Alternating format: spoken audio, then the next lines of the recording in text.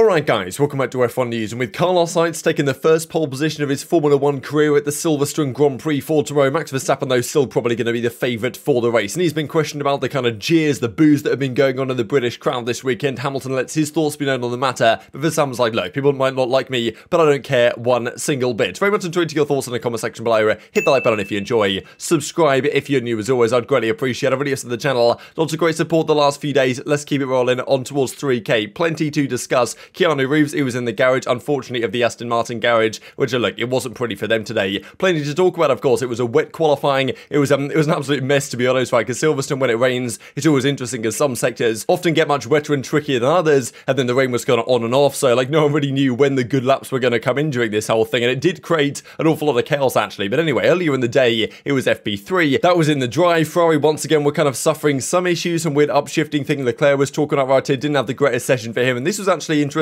to note, actually, early on here in the session, that Hamilton at this point had a very competitive time and was the fastest car on track in the high-speed corners, where, of course, so far they've talked about really they've had the issues with the bouncing and the like. It didn't seem to be so great towards the end of the session. Certainly in qualifying, they looked very competitive. Then it kind of fell away from them right towards the end. We'll see here in a second. But anyway, it was FP3 that ended as follows: Verstappen, Perez, Leclerc. So Verstappen was like 4/10 clear. He looked like a pretty much nailed on to be on pole position, especially because he's so good in the wet, and he was just banging in like, well, purple after purple when it actually came to qualifying. Now, while this is Q1 after qualifying begins, he was absolutely pissing it down right. Here goes Leclerc. You can't even see him, honestly, at this point. And these were the 5 drivers that went out. So once again, like, the Aston Martin's bad. What is going on with this team? Absolutely shocking stuff. Stroll's run of tragic qualifying continues. And Vettel thought he did a decent lap and ends up P18. So, like, this team's on an absolute shambles, honestly. This car actually looks okay, but when it rains, it's just a disaster class. So, I mean, yeah, both Aston Martins out. That was the key story. The other key story, though, actually, was that with both Haas out, unfortunately for them as well, given the fact that their wet qualifying in Canada was so good. Nicholas Latifi out of Q3, and well, Albon is actually in the new upgrades, was well, comes off worse for wear there. They talked about tyre temperatures, this type of stuff. But yeah, Nicholas Latifi through to Q2, and I was like, wow, that's a pretty impressive performance from him. But it would get even better, right? Because this Q2 session was a mess. Maybe 6 or 7 minutes into the session was where the best running was. Latifi got a pretty damn good lap in, and after that, it rained even more heavily, and the likes of Bottas and others, they really just couldn't improve. They tried, like, to put on new sets of tyres, have a faster Q1, but Q2, that's where, like, a lot of the standing water was, and it became super tricky with how wet it was getting. So effectively, after a few laps of, well, pushing, then the times were effectively set as they were, and Latifi through to Q3, unbelievable scenes, the first time in his career, incredible scenes. And I thought it was funny actually here after he does get through, is like, he wasn't exactly ecstatic over the radio, but like, oh yeah, come on guys, Q3. He was like, okay, let's keep pushing, boys, we're going for what? We're going to go for that pole position. This picture always does crack me up, because he almost kind of looks like it in the background here. He kind of looks like the goat in the background. So fair play to Goat Tifi, gets you to Q3. Like, I'm not going to see that story every day. I'm pretty sure that is the first time in his career as well. So a few career firsts on the day. But yeah, when we did get to Q3, I'm not even sure what he was doing, whether he even bothered, honestly. They were just like, okay, we'll take 10th position and we'll run with that. Who knows how far he can, well, how far he can go up the field tomorrow. Probably not going to happen, but how much he can defend, that's another question mark entirely. Now, Q3 starts out in a similar way to the other sessions, with Verstappen just absolutely bombing it to bang in sectors, but he was pushing pretty hard. It was definitely squirrely on a few exits. He comes out of slow right here and spins coming down into the final chicane. It was, he did a good job saving it, actually, but I mean, yeah, Verstappen does a 360. This wouldn't have been a pole lap anyway, because it was so early on, the track was drying up. They said the rain was going to keep coming, but eventually the rain never actually bothered turning up again, and the track just kept drying out for the remainder of the session. Norris put in a blinder. He goes P5 at the time.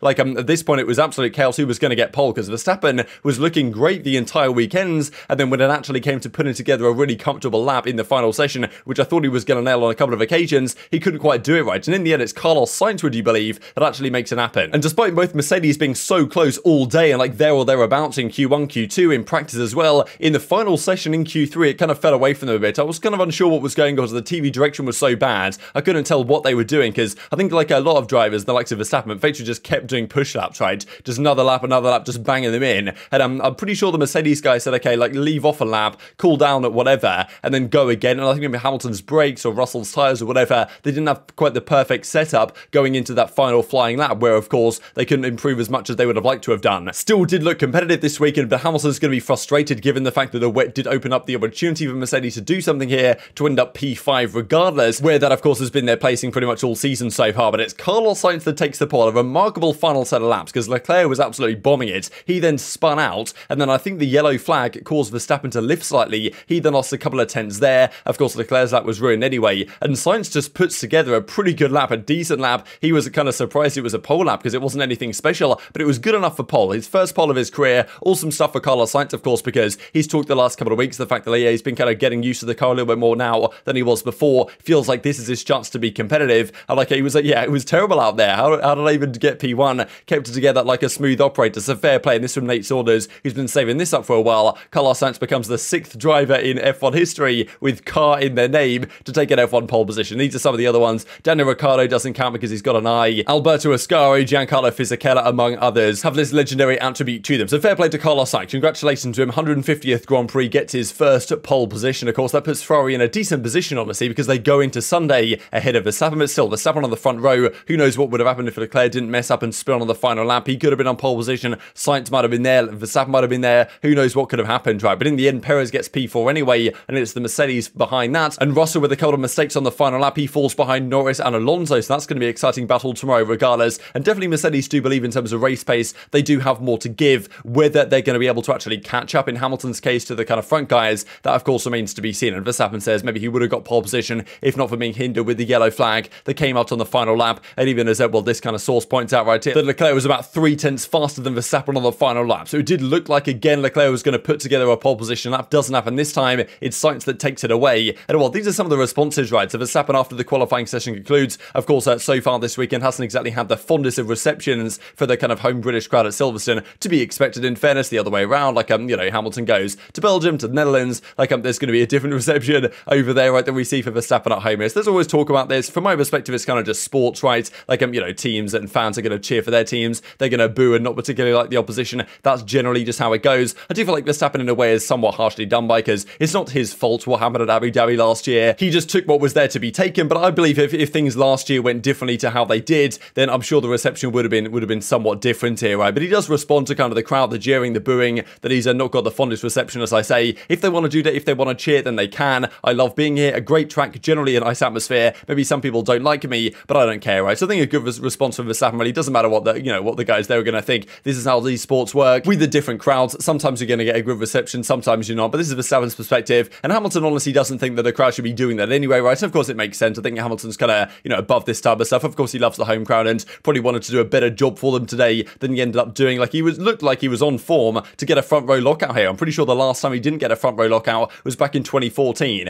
and I'm pretty sure in 2014 he was 3rd on the grid after a wet qualifying, and then he won the race. So of course, well, you'd imagine that's not a sign of things to come. But tomorrow could be crazy, right? Because I mean, you're thinking down into turn 3. Like I mean, yeah, that first lap, as we saw last year, I'm sure it was going to be an absolute minefield, especially into Cops, for example. Like there's so many opportunities for some crazy moves and some crazy stuff to happen. And if Verstappen does try and send it, or Leclerc tries to send it, or whatever at the front there, then I mean, you're in for an incredible potential start to the race, and also for the race in general, how this might go. Because I mean, obviously with the new cars following closer, this track might even be better than it usually is, and give greater chances for collisions and the like as well, which could put Hamilton, who knows, in a position to waltz through to another podium finish. We'll see how it goes if there's some DNFs tomorrow, which of course you can't rule out based on the way this season has gone so far. But as Hamilton does say, pretty much defending Verstappen, right? I think we're better than that as a crowd. I definitely don't agree with the booing. I don't think we need to do that, but I really do appreciate the support. Maybe from some of them are still feeling the pain from last year. I think you can understand why some of them are frustrated with Verstappen, but at the end of the day, it's not really Max's fault. And I do wonder what the podium might be like tomorrow, especially if, well, Verstappen wins the race, as still he's on favourite to do. The amount of time he's done it so far this season when Ferrari, I'm pretty sure that's like their 7th pole position so far this year out of now 10 races, and they've only won, what, 2 out of 9 so far. Like, you wouldn't be surprised at all if Verstappen comes through, takes Sainz, and then just wins the race tomorrow anyway, which is kind of what's at least the pace so far this weekend was looking like he was going to do anyway. So I'm sure the podium might be kind of, well, not exactly what Lewis would want to see tomorrow, but if Lewis is on the podium, then I'm sure he's not going to be too disappointed about it. And as Mercedes do say, they do believe there is more to come, right? As he says, based on pure pace, there's no reason why we can't be fighting for a podium tomorrow, starting down in P8, not where we want to be. So he effectively said, okay, yeah, look, going to try and get past Alonso. That's never easy. And Norris as well off the start. And then potentially, well, he can start making up places to see what can happen, right? And what I'm interested to see is because Perez this weekend has been a fair few tenths off Verstappen in general. In the dry, which tomorrow is probably going to be, what can Hamilton do? Can he challenge Perez? Can he possibly challenge the Red Bulls, the Ferraris of Sainz, who knows, of Leclerc? Because I think this weekend there was some hope that we might get a 3-way fight for the win. It felt like today we were going to get a 3-way fight, at least for pole position or for the front row.